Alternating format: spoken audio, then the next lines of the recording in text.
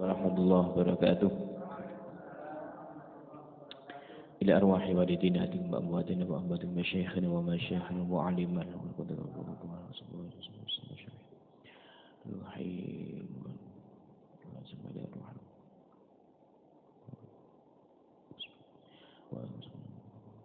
Surah Al-Fatihah. A'udzu billahi bismillahirrahmanirrahim. Alhamdulillah.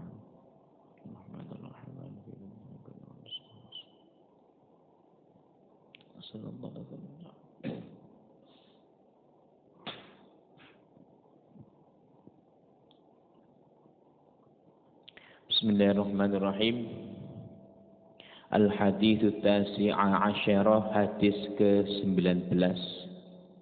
An Abil Abbas Abdullah bin Abbas radhiyallahu anhuma, dari Abil Abbas Abdullah bin Abbas radhiyallahu anhuma, qala berkata, kuntu khalfa Rasulillah sallallahu alaihi wasallam yauman, aku berada di belakang Rasulullah SAW pada suatu hari.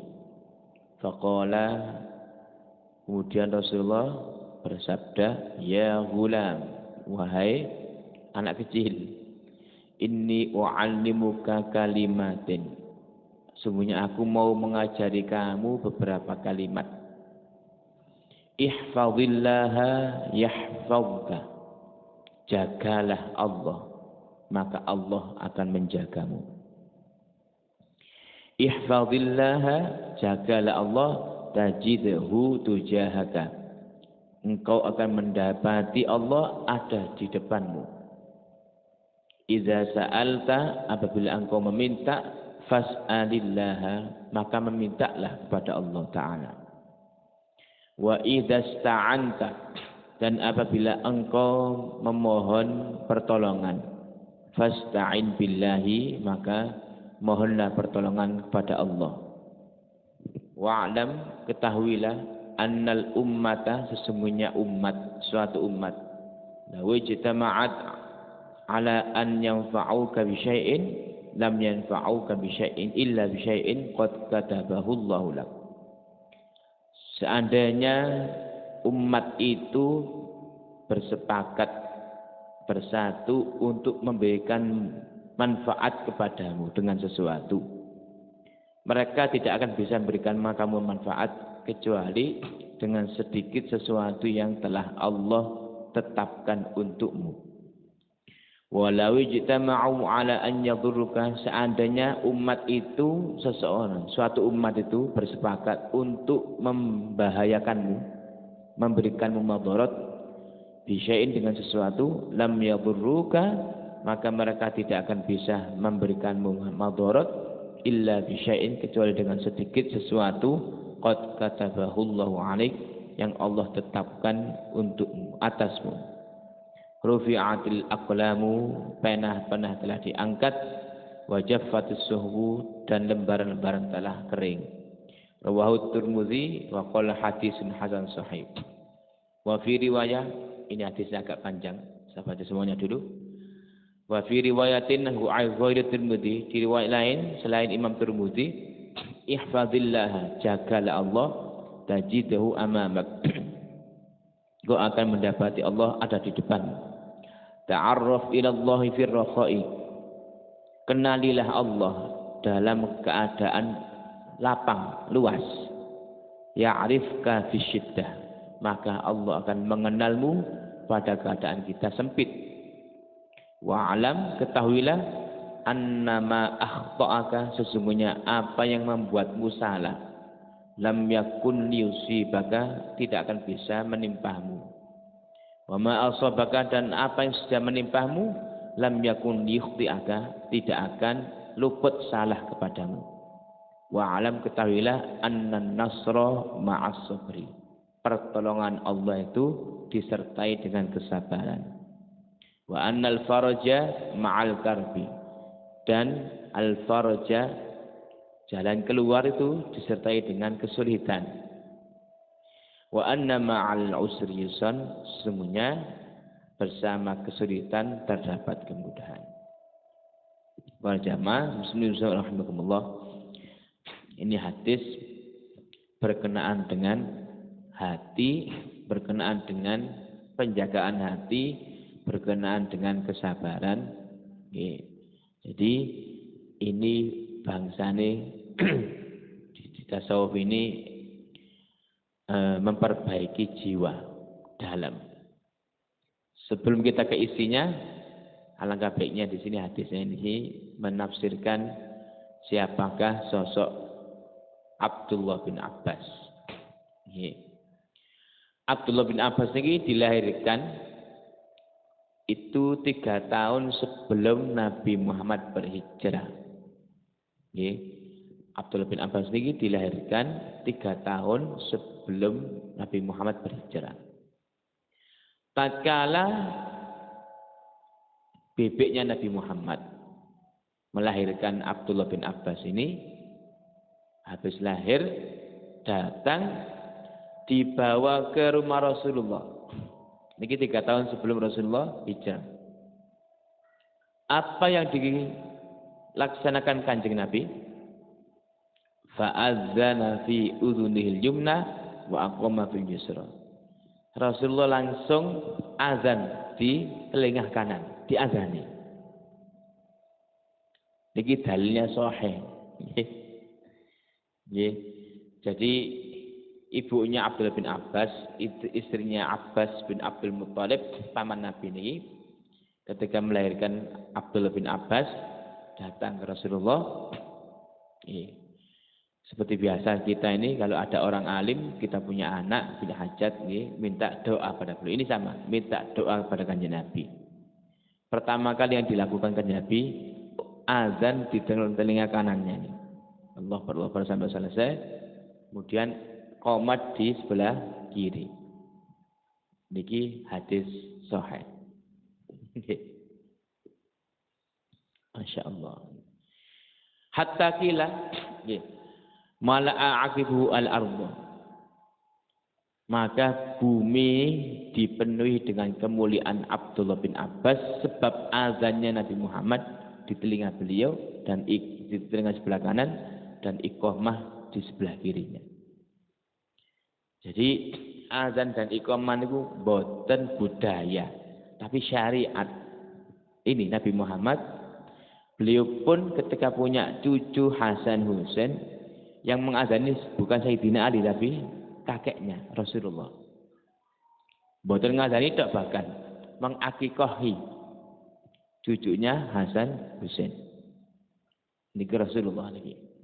Jadi azan niku bukan sesuatu yang baru, bukan bid'ah, tapi sunnah yang dilakukan Kanjeng Nabi kepada keluarga beliau sendiri ini. Wa kanna bismi abihi li kaunihi akbar uladi. Beliau niki dikunyahi, dikasih gelar Ibnu Abbas. Ibnu Abbas. Disandarkan kepada ayahnya. Kenapa? Karena beliau niki anak yang paling besar, anak pertama, Abdullah bin Abbas. Kanjeng Nabi sama Abbas bin Abdul Muttalib niki selisih 2 tahun. Jadi Abbas bin Abdul Muttalib lahir dulu, 2 tahun kemudian Kanjeng Nabi lahir. Jadi yang sama pamannya niki selisih 2 tahun. Di Mekah, Madinah kan waktu itu tidak ada KB suntik, tidak ada KB pil. KB ini itu tanggalan dibunderi nih gitu. Pakai KB tanggalan. Ya rata-rata kebobolan. Sayyidina Ali sama sekali Siti Fatimah niki menikah 11 tahun, punya anak 5, 3 laki-laki, 2 perempuan. Hasan, setahun setelah Hasan muncul Husain, Sayyidina Husain. Jadi Sayyidina Hasan sama Sayyidina Husain pas jaraknya ini 1 tahun. Kemudian tahun depannya lagi, dikasih nama Muhasin. Anak ketiganya Muhasin, ini umur 2 tahun setengah meninggal. Muhasin, makanya tidak pernah terdengar di sejarah karena meninggal waktu kecil. Kemudian anak keempat Ummi Kulsum, anak kelima Zainab. Zainab ini yang menyaksikan kakaknya, kakak kandung, yaitu Sayyidina Hasan disembelih. Disaksikan oleh 3.000 orang dari anak buahnya Yazid bin Muawiyah. Peristiwa Karbala ini. Walukifa lakob beliau. Gelarnya juga sama, dikasih gelar turjumanil Quran, penterjemahnya Al-Quran. Ahli tafsir. Banyak Ibnu Abbas, bin tafsir Ibnu Abbas, banyak tafsir. Terkenal beliau ini.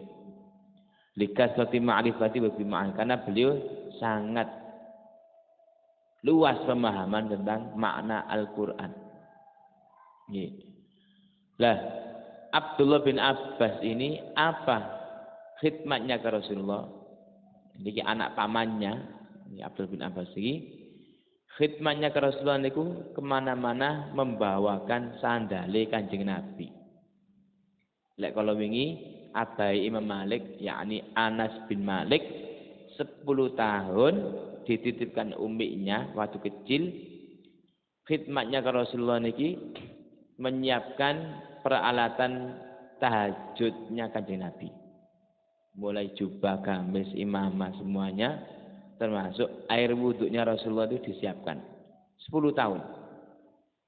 Itu jadilah Anas bin Malik yang mempunyai 127 anak, yang perempuan cuma 2, dari 127 anak yang 98 ini hafal Quran sedaya. Ini hafal Quran sedaya. Ini Anas bin Malik. Khidmatnya menyiapkan peralatan persiapan wudhunya Kanjeng Nabi. Abdul bin Abbas ini kemana-mana karena Rasulullah dakwah ini beliau bawa mungkin sekarang plastik ya. Jadi Kanjeng Nabi naik ke masjid atau naik ke tempat sandal dibawa. Karena orang itu di zaman dulu sama, di zaman sekarang sama, zaman dulu sama. Kadang ngalap barokah itu salah coro. Gak iso salaman ambek wonge, gak iso dia bisa minum minuman bekas beliaunya sandali wae tak cukup. Yai saya almarhum ya Basri Alwi itu setiap kali undangan, sering kali ke Madura, kalau undangan ke Madura itu sandalnya mesti ical. Nggih. Yaitu orang Madura tuh gak iso ngombe nih, gak iso kopi nih, sandali wae malah barokah yai ngoten. Ngoten betul. Lah, membawakan niki sandal Kanjeng Nabi supaya ini wau nggih tidak hilang. Jadi alim seperti ini. Jadi alim. Tapi memang itu juga berkah dari doanya Nabi Muhammad SAW. Nah niki apa doanya? Allahumma faqihhu fid-din wa 'allimhu ta'wil. Ya Allah, berikanlah dia keluasan ilmu fikih dan ajarilah dia ilmu takwil atau tafsir Al-Quran. Langsung Kanjeng Nabi yang mendoakan ini. Ya. Bukannya beliau tidak ahli fikih, buatan. Fikihnya mantap, cuma yang menonjol tafsirnya. Sayyidina Abu Bakar, fikihnya mantap, semuanya mantap, cuma yang menonjol ilmu tasawufnya. Jadi para sahabat macam Sayyidina Umar, tasawuf mantep nih, yang menonjol fikihnya beliau. Kan tegas beliau ini, amal ma'ruf nahi munkar. Jadi setiap Sayyidina Utsman sedaya menguasai ilmu, yang menonjol Qur'annya. Karena beliau laki-laki pertama di dunia ini yang mengkhatamkan Al-Qur'an di 1 rakaat. Utsman bin Affan, ya. Laki-laki pertama kali yang mengkhatamkan Al-Quran di dalam 1 rakaat. Nggih, 1 rakaat ini 30 juz. Mbok ngadeke kuwi apa saya juga tak bisa bayangkan. Subhanallah. Salat kan minimal 2 rakaat. Berarti setiap malam beliau sampai wafat, setelah Nabi Muhammad wafat ini, pekerjaannya Sayyidina Utsman salat subuhnya pakai wudunya Isya. Salatnya cuma 2 rakaat, salat malam. Tapi 2 rakaat khatam 2 kali. Di 1 rakaat 30 juz, nanti naik lagi, rakaat kedua 30 juz lagi. Ya. Kita juga bisa begitu. Cukup kulhu 3 kali setara. Kan bodoh. Kan khatam Quran itu 3 kali. Cuman niki secara napa jenenge sama, sekasat mata, tapi kualitas berbeda ya ini. Lah, suatu saat ada seorang sahabat yang bernama Abu Soleh. Setelah Nabi Muhammad wafat ini, rumahnya Abdullah bin Abbas ini full orang. Dari berbagai daerah, karena sudah dapat doanya Nabi Muhammad ini. Dungone kanjeng Nabi niki. Datang nggih. Jadi ternyata Abdullah bin Abbas ini di rumahnya tidak bisa keluar. Mungkin bahasa sekarang itu pondok. Atau mungkin sekarang ini kalau dibahasakan ahli fikih. Saya sudah pernah ke pondoknya Gus Baha itu. Kalau sudah bukan jamnya tidak terima. Walaupun tamu dari mana pun tidak terima. Yaitu napa jenenge bersoft-soft. Siapa yang mau tanya tentang fikih nanti jam sekian. Yang tanya tentang hadis nanti jam sekian. Beliau juga ahli hadis. Jadi dikasih jam-jam sendiri. Jadi ada orang ingin dapat ilmu hadis dikasih jam 1 siang atau jam 4 sore seperti ini. Tapi dia datangnya pagi, ya nunggu. Nanti dia baru bisa ikut kajian hadis habis asar. Seperti itu. Full rumahnya. Ini an Abi Soleh yang meriwayatkan ini Abu Soleh ini. Beliau menyaksikan Masya Allah. Nanti satu orang sudah kenyang dengan ilmunya, ilmu tafsirnya diganti ilmu fikih. Man arada an yas'al faraid, wis yang tanya tentang warisan siapa? Sini datang. Ilmu warisan faraid. Beliau sangat dakik, alim. Sudah selesai. Man yas'al arada an yas'al 'anil haram wal haram, yang tanya mana yang halal mana yang haram datang ke sini. Sampai suatu saat waktu Sayyidina Umar jadi khalifah itu. Sayyidina Umar niki kepingin tanya ke Abdullah bin Abbas tentang Al-Quran, makna Quran. Datang ke rumahnya ternyata ditutup. Sayyidina Umar ini umurnya jauh lebih tua daripada bin Abbas. Tapi betul pun dok. Oh akhlak, benar gitu. Zaman dulu itu Kanjeng Nabi itu tidak ngasih ilmu dok, disusupi akhlak. Karena beliau mengatakan innama bu'istu liutammima makarimul akhlak. Beliau membawa misi akhlakul karimah. Oh kalau dulu lihat sebelum Nabi Muhammad itu diutus, masya Allah, kalau orang Arab itu lagi marah itu, mesone itu mendoakan orang tua ini mati. Waiha abik, waiha umik, madar mati bapakmu, madar mati ibumu. Terus meso. Datangnya Nabi dibalik. Jadi sak marah-marahnya orang Arab, sak meso-mesonya orang Arab terdengar santri Jawa, amin, amin. Meso ini diamini, soalnya dongo. Allah yahdik, mudah-mudahan Allah ngasih kamu hidayah. Allah yahfad, mudah-mudahan Allah menjaga dirimu. Amin, amin. Marahnya mereka pun mengandung doa. Ini mindsetnya dirubah sama Nabi Muhammad. Dan Sayyidina Umar adalah khalifah ini. Beliau juga lebih tua umurnya. Datang ke Abdul bin Abbas sudah nutup pintu. Berarti nutup pintu istirahat. Soalnya tadi habis subuh sudah ditanyai sekian orang. Nenggo, beliau nunggu di depan rumahnya, tidak mau ngetuk pintu. Sampai terbangun. Mungkin kira-kira 1 jaman ngenteni. Dibuka, ya Allah Sayyidina Umar kan. Napa kok mendeng dodok jenengan di khalifah. Sampeyan bangunkan sekarang saya enggak. Rasulullah ngajari kita ini ya adab fauqal ilm, adab di atas ilmu. Saya ke sini butuh jenengan, butuh kamu, butuh ilmu. Saya ingin tanya tafsirnya ayat ini bagaimana, baru ditanggapi. Baru beliau ngasih ulasan. Lho zaman sak monten niku ngeten niki. Zaman sak niki mboten. Makanya kita melihat kiai-kiai kita. Kan sering kalau kita lihat kados Gus Bah ngoten niku. Sudah itu kok idah dari kita ulama sunni.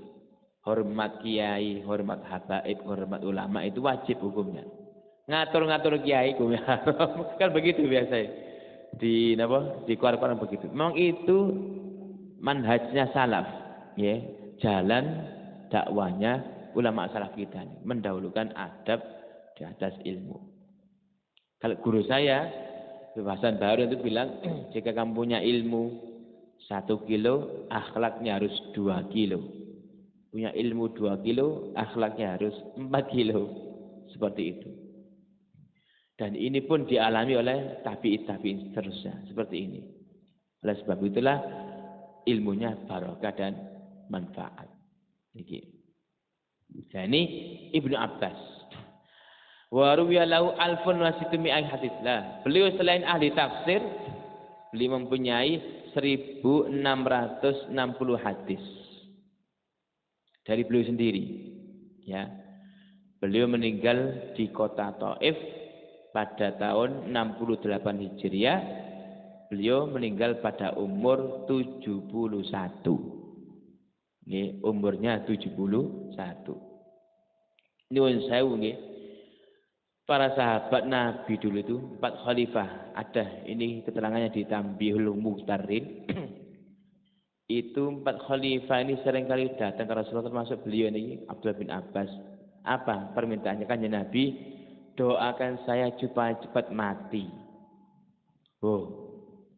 Saya itu ini. Kenapa? Karena hatinya sudah rindu dengan Khalik. Rindu dengan Gusti Allah. Tapi urusan mati hidup niku pangeran sing duwe. Ya ndak boleh benar. Ya itu. Kalau kita kan enggak, kalau mereka beli siap. Kita enggak pernah siap. Umur 40 wis siap mati tak durung. Umur 50 siap durung. Umur 60 pun siap sedo ta. Sik dereng. Umur 70 sampai umur 100 takoni. Gak siap-siap. Terus kapan siape? Sekarang merasa bekale kurang. Ya kita ini sih gak siap-siap. Mbak sahabat mboten. Makanya ketika Rasulullah didatangi putranya Abdullah bin Umar itu, putranya Sayyidina Umar, kaget. Dikala semua sahabat minta cepat mati, yang ini minta umur panjang.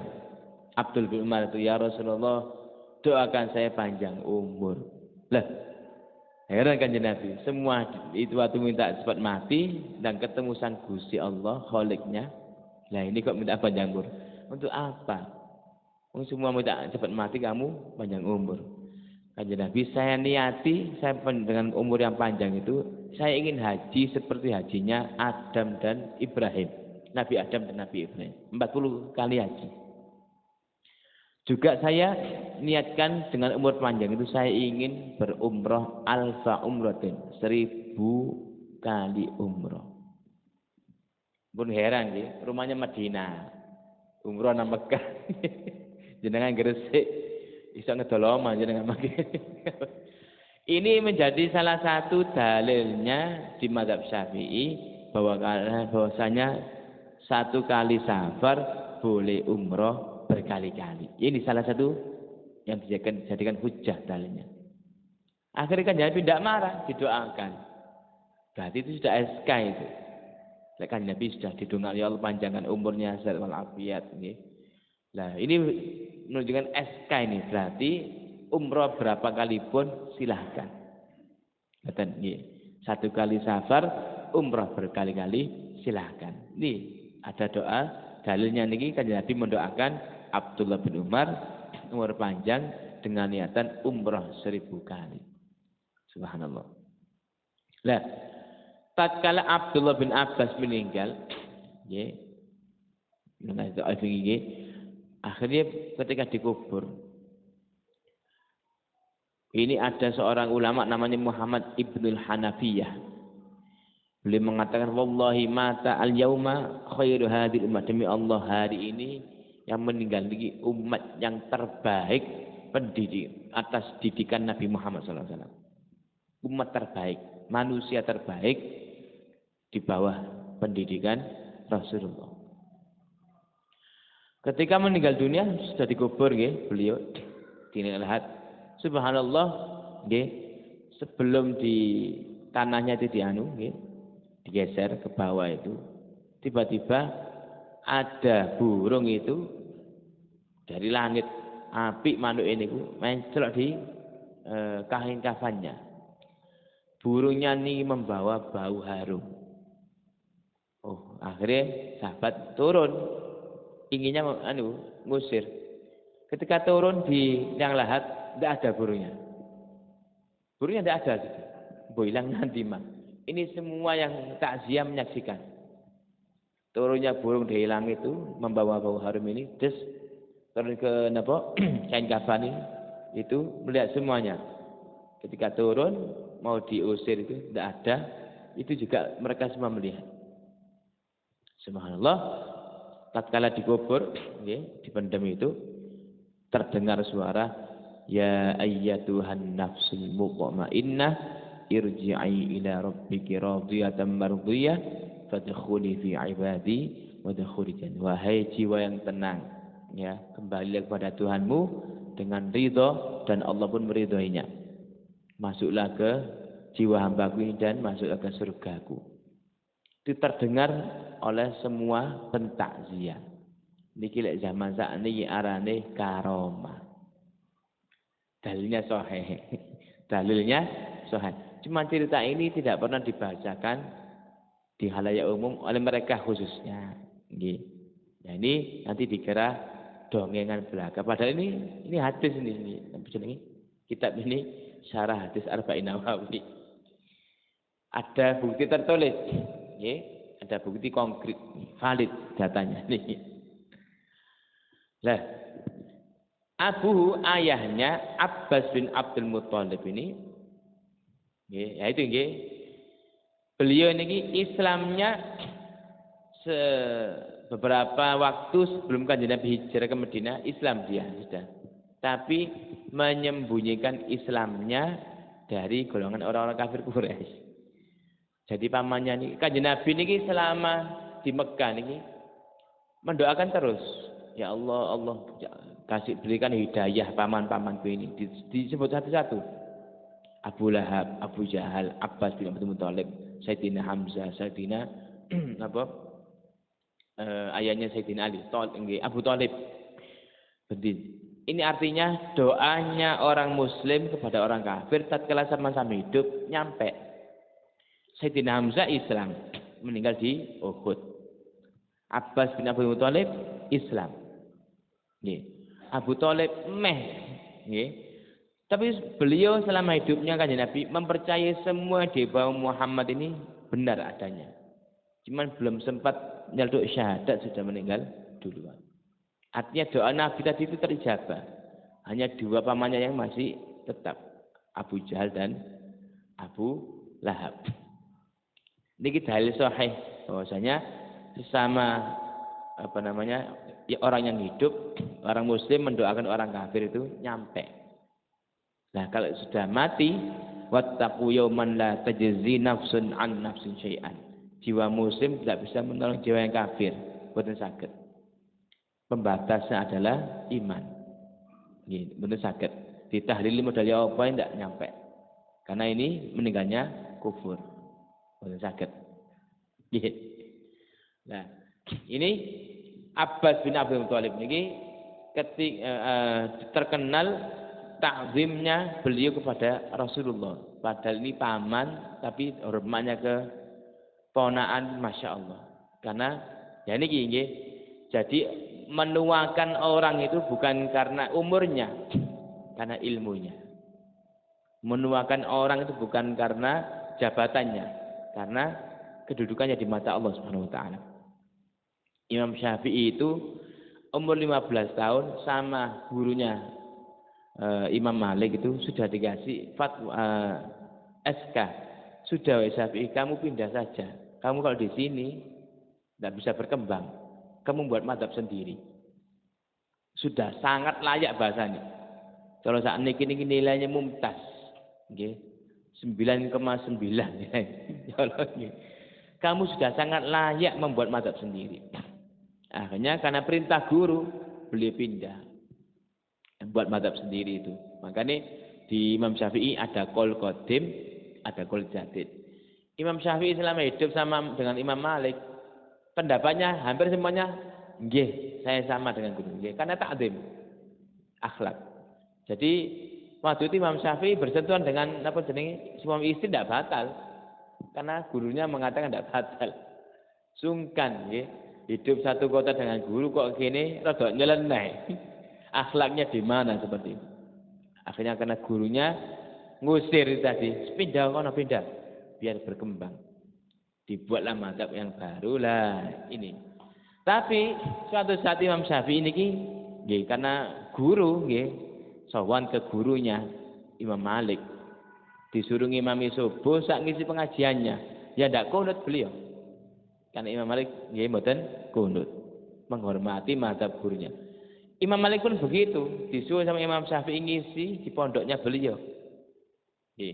Karena Imam Syafi'i ini kunutan, Imam Malik bismillahnya dikeraskan, ya wiritan, ya kunutan. Sama-sama menghormati mazhabnya. Enak ternyata nggih. Ini kalau dasar sama-sama dasar ilmunya ini enak. Seperti ini. Mulai zaman sahabat pun begitu nggih. Jadi setelah Rasulullah wafat itu tahun depan haji di Arafah itu waktu itu diimami sama Sayyidina Utsman. Khalifah itu Abu Bakar. Sayyidina Utsman ngimami. Lah, Kanjeng Nabi kan waktu haji niku lak jamak qashar sembayangi. Sayyidina Utsman mboten ndak bedug dhewe asar dhewe. Nggih. Akhirnya ribut wong-wong, orang-orang ribut. Ributnya apa? Ini bid'ah tidak dilakukan zaman kan jadi tidak dilakukan. Rasulullah ini sudah jamak qashar. Kan Nabi soalnya kesempatan haji cuman sekali. Pas haji wadak mana. Akhirnya ribut. Ada yang tidak ikut sholat, ada yang tetap ikut sholat sama Sayyidina Utsman. Karena beliau yang imami. Akhirnya cari Ibnu Abbas gak ketemu. Cari Abdullah bin Mas'ud sama ahli tafsir juga. Waktu itu yang di Arafah yang ikut rombongan ini Abdullah bin Mas'ud. Tanya, ini gimana ini? Kita ini diimami kok disuruh sholat sendiri-sendiri, maksudnya itu beduk sendiri, nanti asar sendiri, tidak dijamak qashar atau jamak. Pada Rasulullah ini tahun kemarin jamak qashar. Sama sing jenengan mirip kemauan. Datang ke pemukiman itu, perkemahan itu. Ternyata dilihat Sayyidina Utsman, oh enggak, sudah selesai. Karena beliau menantu Rasulullah yang pertama, yang kedua hafal Quran, beliau juga ahli tafsir, ahli fikih, wis oleh kabeh. Kalian ikut aku silakan, kalian ikut beliau silakan. Ya, kalau ikut Abdullah bin Mas'ud tetap mengikuti kanjeng Nabi-nya, jamak qashar. Tapi beliau mengatakan yang dilakukan oleh Sayyidina Utsman bin Affan sudah benar keberadaannya. Kalian ikut beliau sudah benar, ikut aku juga benar. Karena Abdul bin Mas'ud ini jamak qashar. Sing salah sing gak sembahyang. Loh, niku baru ketemu jalan. Sing salah niku sing mboten salat. Dan ini Abbas bin Abdul Muthalib sampai karena mau hijrah ini, jadi menyembunyikan keimanannya dari kafir Quraisy ini selama di Mekah ini. Nah, ketika mau ikut hijrah, Muhammad aku ikut hijrah. Apa kata Rasulullah? Ya ammi akim makanak alladzi anta fihi. Wahai pamanku, panjenengan di sini saja. Ya. Kenapa? Fa innallaha yakhtim bikal hijrah kama khatama bin nabi. Allah itu menjadikan aku penutup para nabi. Panjenengan di sini penutup orang-orang muhajirin. Apa maksudnya? Jenengan ini orang muhajir yang terakhir nanti di sini. Sudah, jenengan di sini saja. Nanti jenengan bagian memberikan informasi kepada saya apa yang terjadi di sini. Jadi bukannya tidak di sini, itu isyarat dari Allah Taala. Kata Gusti Allah itu Abbas bin Abdul Muthalib ini suruh tetap di Mekah saja, biarkan Nabi membawa orang-orang muhajirin ke Madinah hijrah itu. Nah, niki. Akhirnya karena kasih sayangnya Rasulullah kepada Abbas bin Abdul Muthalib, beliau mengatakan, "Man adzal Abbasa faqad adzal." Siapa yang mengganggu, menyakiti Abbas bin Abdul Muthalib, maka dia telah menyakiti aku. Innama amru rajuli sinu abihi. Sesungguhnya paman itu kedudukannya sama seperti ayah. Di Mekah, Medina itu zaman itu salah satu budaya adat paman, Pak Lek, Pak D dipanggil ayah itu sudah biasa. Oke. Kenapa? Karena ketika ayah kandungnya meninggal dunia, nanti yang menjadi wali ya Pak Lek atau Pak D-nya. Itu budaya di sana. Di Arab Saudi itu seperti itu. Lah, dulu waktu masih saya ke SD, sekolah SD, itu kurikulumnya mengatakan bapak Nabi Ibrahim itu kafir, azar, ya azar. Itu kan wa qala Ibrahim li abihi azara. Ketika Nabi Ibrahim berkata kepada Azar, kenapa sampai gawe patung? Nah, logika sehat itu tidak mungkin Allah menurunkan seorang nabi dari keturunan penyembah berhala. Logika sehat itu. Nah, tapi waktu SD ya seperti itu kita terima. Sebagaimana kita memahami Kan'an itu anak kandungnya Nabi Nuh. Ternyata setelah ngaji mondok bisa baca kitab tafsir sendiri. Oh, baru tahu ternyata di Saudi itu paman, Pak Lek, Pak D itu dipanggil ayah sudah biasa. Sebagaimana bule, bude, bebek dipanggil ibu sudah biasa. Adat. Nah, ini hanya berdawuh innama amru rajuli sinu abihi. Paman itu kedudukannya sama dengan ayah. Nah, makanya tidak sama di sini saya dengan di sana ini. Indonesia bukan Arab Saudi, Arab Saudi juga bukan Indonesia. Jadi Azar itu bukan ayahnya Nabi Ibrahim, bukan ayah kandungnya Nabi Ibrahim. Itu pamannya. Itu paman beliau. Qala Rasulullah kan jadi baru, qala Abdullah bin Abbas mengatakan kuntu khalfan Nabi. Aku ini berada di belakang Rasulullah. Suatu saat beliau memanggilku ya gulam, wahai anak kecil. Karena waktu itu Abdullah bin Abbas masih berumur 10 tahun. Inni u'allimuka, kamu tak ajari saat beberapa kalimat. Yang pertama, ihfazillah, jagalah Allah. Apa maksudnya niki? Ra'i awamirahu. Jagalah perintah-perintah Allah. Lakukanlah perintah-perintah Allah wa hafid 'alaiha dan peliharalah, pertahankan istiqomah. Salat, ini puasa. Dalilnya puasa kalau diterima Allah kan man shoma ramadhana imanan wahtisaban. Niki poso. Di yang lain mangkoma imanan wahtisaban. Siapa yang berdiri salat tarawih 2 rakaat saja imanan didasari keimanan wahtisaban dan ikhlas. Karena wonten tiyang sembahyang niku gremeng lak wonten. Nggih. Mbok imame kecepatan, mbok kesuwen antara dua itu ya. Antara dua nggih. Kadang kecepatan nggih, kadang terlalu lama juga nggih. Nggih, tapi dalam riwayat hadis itu tidak pernah ada protes kecepatan, yang ada kesuwen. Kesuwen. Itu ada. Lah, berarti ini tidak bisa.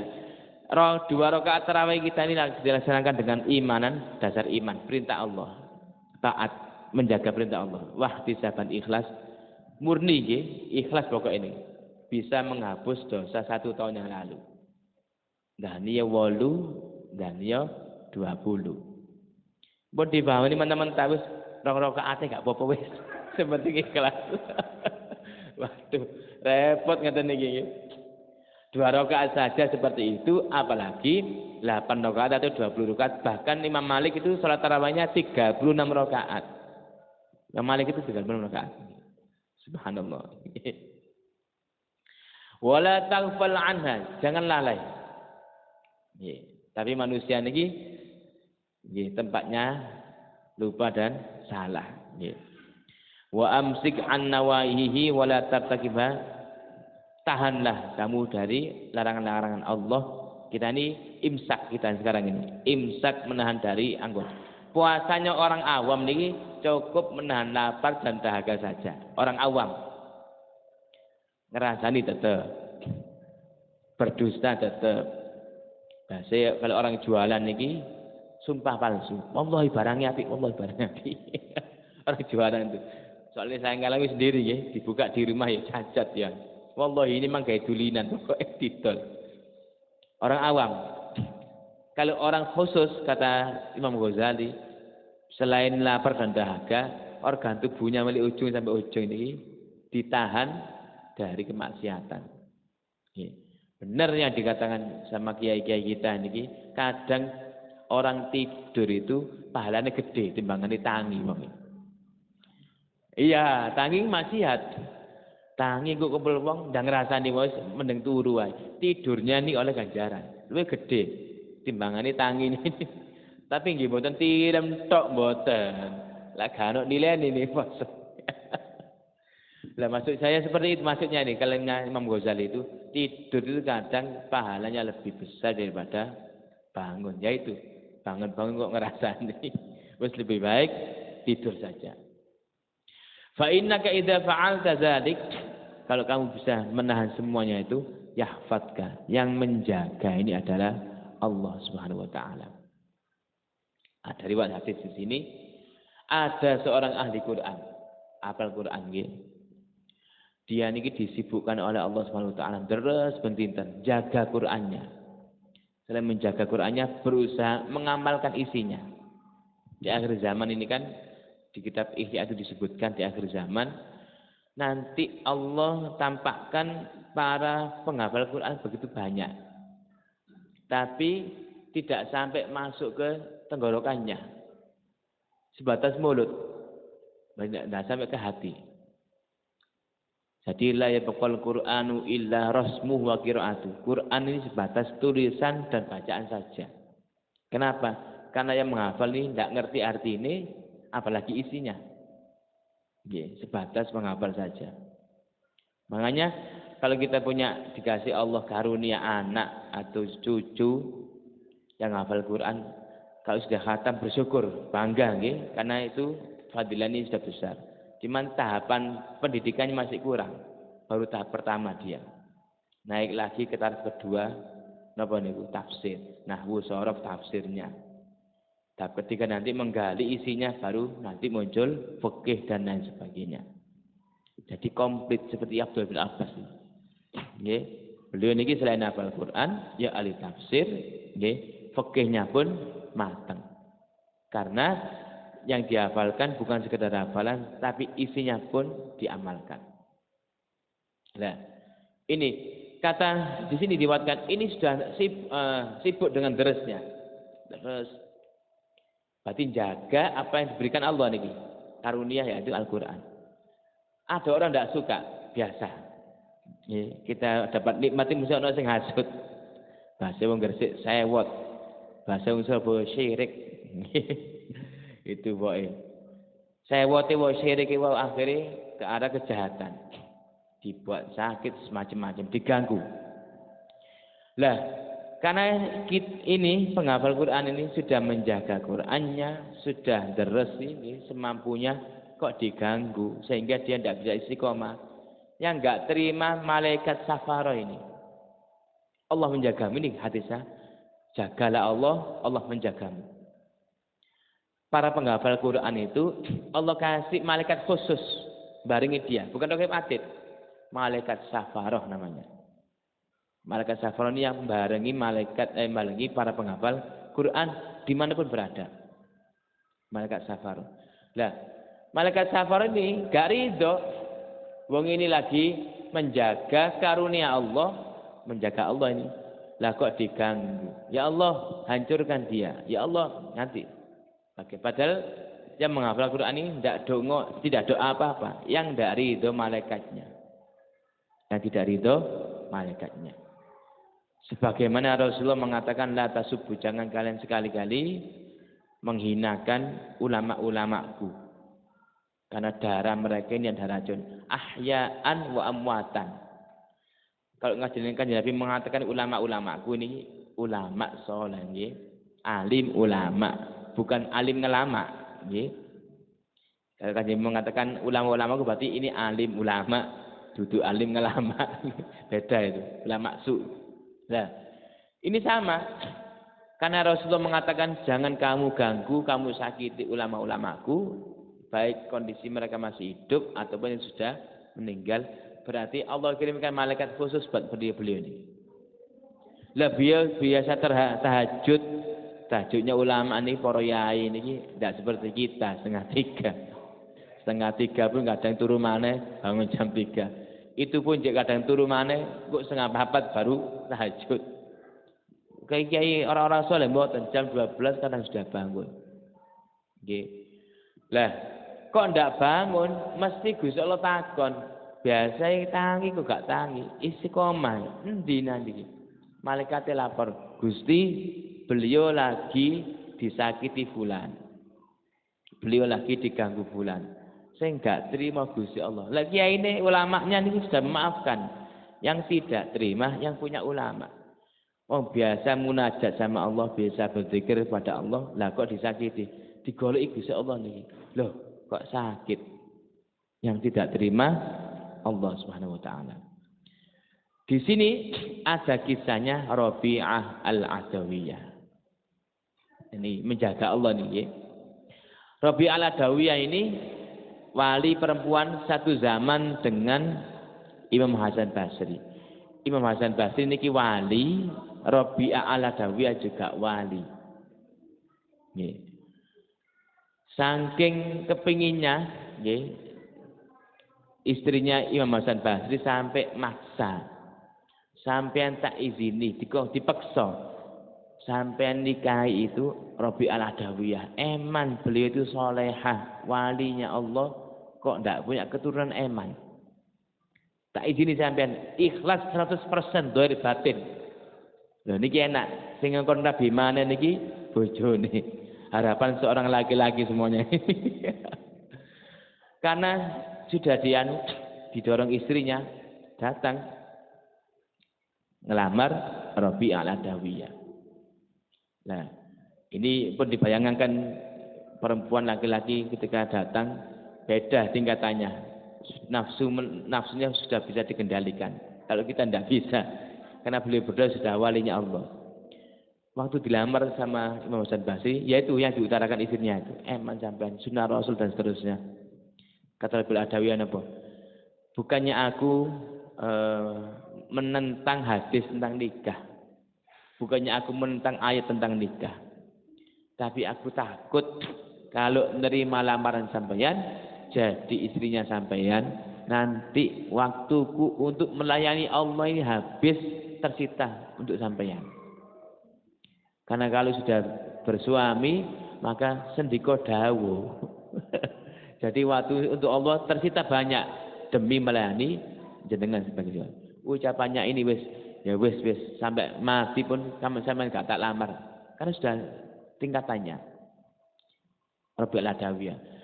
Jadi waktu itu di zaman Rabi'ah Al-Adawiyah ini kalau masjid lagi bangun nih, nanti istri-istrinya pengurus takmir niki dikongkon teko datang ke beliau apa jaluk kepada Allah supaya dikasih apa jadi minta doa nih.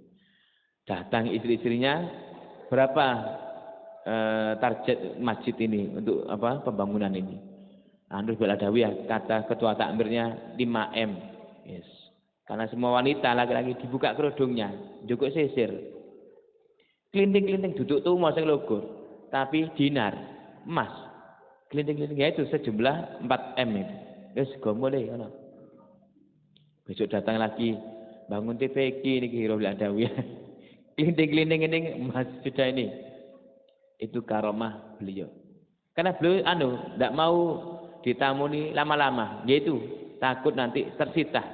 Waktunya untuk Allah ini tersita.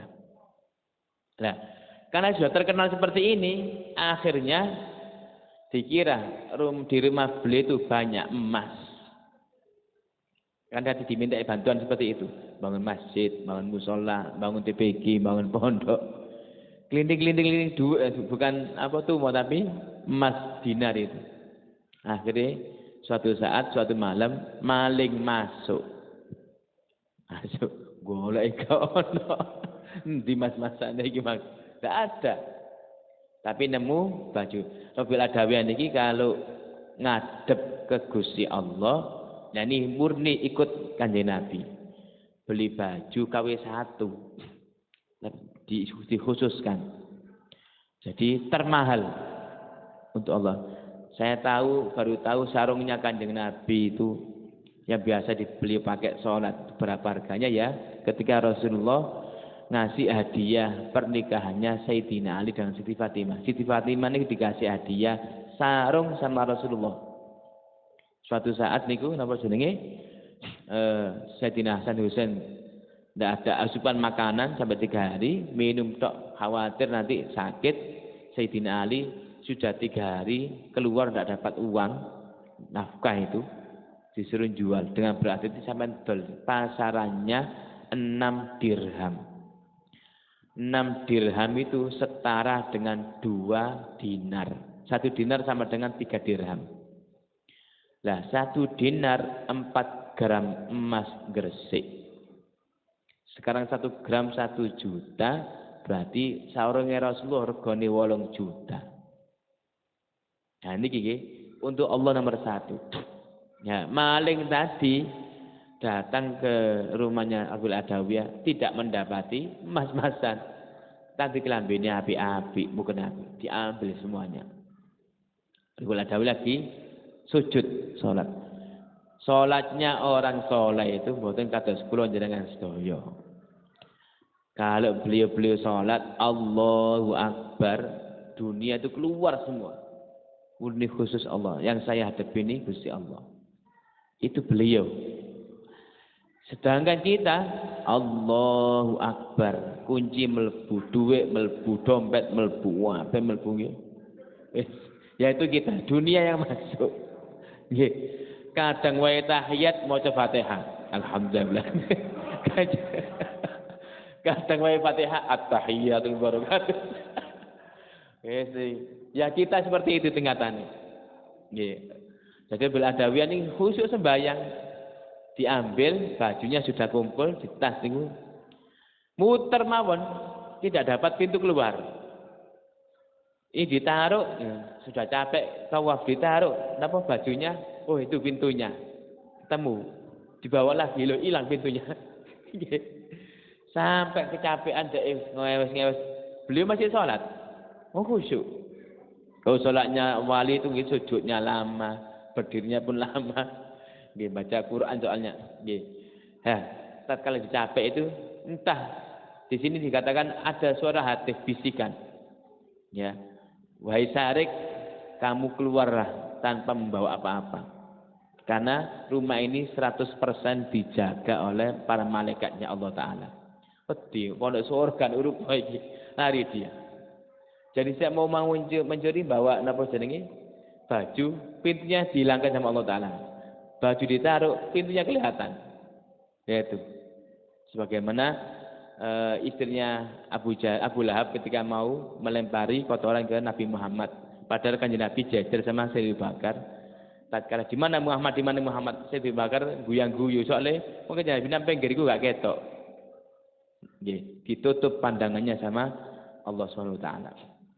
Ini biasa santri nakal-nakal ketika pakai sepeda motor, gak nggawa helm, gak nggawa SIM, gak nggawa helm, ditilang polisi. Napa niku? Dungane niku lho nggih. Yasin niku. Nggih. Kan itu untuk napa jenenge melalui kadang sumun bukmun ummi fahum la yarji'u. Cek buta, cek tuli gak ketok. Itu dungane santri karena mantepe lulus deh. Lah niki Rabi'ah karena kedudukannya beliau menjaga Allah Ta'ala. Nah yang biasa dikaji di pondok-pondok NU di Indonesia niki adalah kitab Bajuri. Al-Imam Ibrahim Al-Bajuri karena sudah azan. Itu umurnya 136 tahun, seluruhnya utuh. Bisa makan daging utuh, ini masuk hitam. Yaitu karena menjaga Allah di masa muda. Mudah-mudahan sedikit minta manfaat barokahnya. Kita tutup dan doa majelis. Subhanakallahumma bihamdika asyhadu an la ilaha illa anta astaghfiruka wa atubu ilaik. Rabbana taqabbal minna wa taqabbal Fatihah.